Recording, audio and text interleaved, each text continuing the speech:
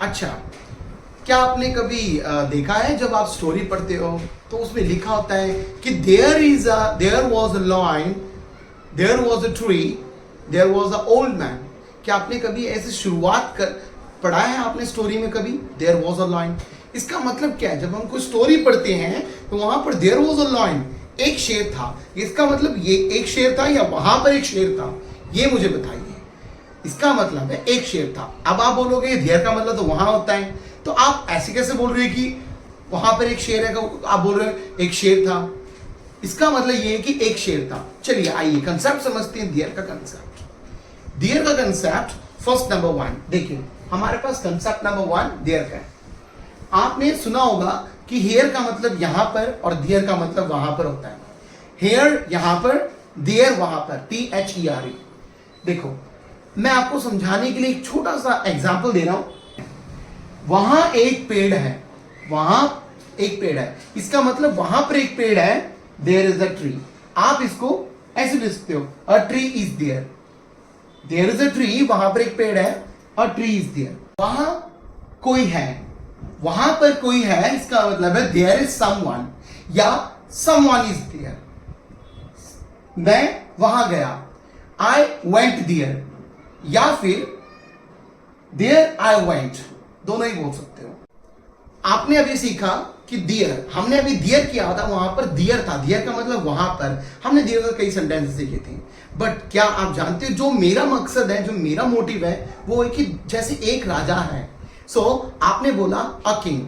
चलो इसको और अच्छी तरह समझते हैं। देखो सिंपल सेंटेंस, हमने कहा सिंपल सेंटेंस बनाने के लिए आपको चाहिए सब्जेक्ट, हेल्पिंग वर्ब और ऑब्जेक्ट। तीन चीज बहुत जरूरी होता है। क्या चीज? तीन चीज, सब्जेक्ट, हेल्पिंग वर्ब और ऑब्जेक्ट। यानी कि सब्जेक्ट होता है जब किसी के बारे में बात करते हैं, और हेल्पिंग वर्ब होता है जैसे कि इज, एम, आर, जो भी है, वट एवर इट्स, वाज, वर। और ऑब्जेक्ट होता है जो बच गया। तीन सेंटेंस की जरूरत होता है। चलिए इसको और अच्छी तरह समझते हैं।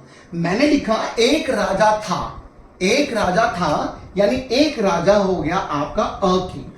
क्या हो गया? A king. ये हो गया हमारा सब्जेक्ट। अब हेल्पिंग वर्ब था के लिए वॉज लगेगा, ये हेल्पिंग वर्ब है। अब हेल्पिंग वर्ब हो गया, अब बच क्या गया आपका? ऑब्जेक्ट। यानी क्या बच गया? ऑब्जेक्ट। यहां पर आपका ऑब्जेक्ट मिसिंग है, मिसिंग ऑब्जेक्ट। तो हमने बोला अ किंग मतलब सब्जेक्ट, और वॉज का मतलब हेल्पिंग वर्ब।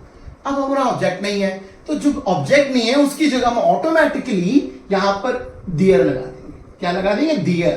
तो इसका मतलब है a king was there, a king was there. इसका मतलब यह है कि एक राजा था। इसका मतलब यह नहीं कि वहां पर एक राजा था, क्योंकि हमारे पास यहां पर ऑब्जेक्ट मिसिंग है, तो इसलिए वहां पर आपका देयर लगा।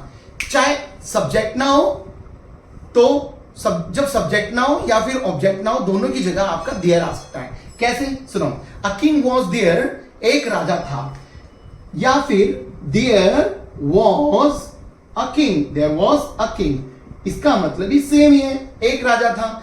जब आपको सब्जेक्ट नहीं दिया गया तो आप वहां पर देयर ला सकते हो, जब ऑब्जेक्ट नहीं तो वहां पर भी आप देयर ला सकते हो। एक सेंटेंस में तीन चीज की जरूरत होता है, यानी कि सब्जेक्ट, हेल्पिंग वर्ब और आपका ऑब्जेक्ट। जब ऑब्जेक्ट नहीं है वहां पर ऑटोमेटिकली आपने देयर का यूज करना है। चलिए एक और एग्जांपल समझते हैं। अब हम दूसरा एग्जांपल समझते हैं। मैंने कहा कोई है, कोई है का मतलब होता है, देखो कोई है यानी कि समवन, कोई, समवन यानी कि समवन, इसका मतलब सब्जेक्ट हो गया। अब है के लिए हमारा हो गया इज, समवन इज, ये हमारा हेल्पिंग वर्ब हो गया। अब आपका यानी कि ऑब्जेक्ट है वो मिसिंग है, तो ऑटोमेटिकली आपका समवन, समवन इज देयर, या फिर there is someone, there is someone. यानी जो ऑब्जेक्ट है वो सब्जेक्ट का प्लेस ले सकता है, सब्जेक्ट है वो ऑब्जेक्ट का प्लेस ले सकता है। तो जब भी आपको कोई सेंटेंस नहीं समझ आ रहा है, जहां पर आपको लगता है कि सब्जेक्ट है, ऑब्जेक्ट है, सब्जेक्ट है, हेल्पिंग वर्ब, ऑब्जेक्ट नहीं है, वहां पर ऑटोमेटिकली आप देयर का यूज कर सकते हो। कैसे कि एक और बार समझाता हूं, समवन, जैसे कि कोई है, कोई है यानी कोई के लिए कोई है, कोई के लिए समवन और है के लिए इज, पर ऑब्जेक्ट नहीं है। ऑब्जेक्ट आपका मिसिंग है तो वहां पर देयर का यूज करोगे। तो हमने लिखा है समवन इज मिसिंग है, तो समवन तो आ गया पर इज तो आ गया, पर यहाँ पर मिसिंग है इसलिए देयर आ गया। सो समवन इज देयर या देयर इज समवन, एक ही सेंटेंसेस है।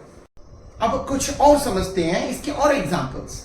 मैंने कहा दो लड़कियां हैं यानी कि टू गर्ल्स, दो लड़कियां तो टू गर्ल्स होगी यानी टू गर्ल्स। अब आपका ये प्लूरल है यानी कि आर आ गया, यानी कि सब्जेक्ट हो गया, ये आपका सब्जेक्ट हो गया, ये आपका हेल्पिंग वर्ब हो गया।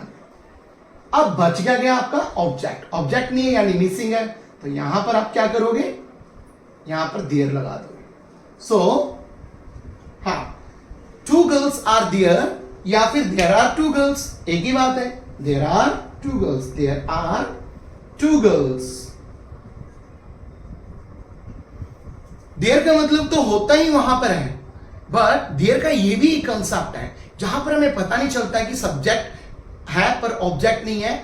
आप उस जगह पर आंखें बंद करके आप देयर का यूज कर सकते हो। हाँ, एक और बात, देयर का मतलब तो होता ही है वहां पर, जैसे वहां पर मैं गया था, आई वेंट देयर, देयर का यूज भी कर सकते हो, बट जरूरी नहीं है कि देयर का मतलब सिर्फ वहां होता है। देयर का मतलब एक सब्जेक्ट है, हेल्पिंग वर्ब है, पर ऑब्जेक्ट नहीं है, क्योंकि एक सेंटेंस बनाने के लिए हमें तीन चीज की जरूरत होता है। आई होप आपको समझ आया होगा। अगर नहीं समझ आया आप प्लीज बार बार इस वीडियो को देखिए, जरूर आपको समझ आएगा। इन केस आपको कोई प्रॉब्लम है, डाउट है, please ask me without any hesitation, please comment section में पूछ सकते जरूर।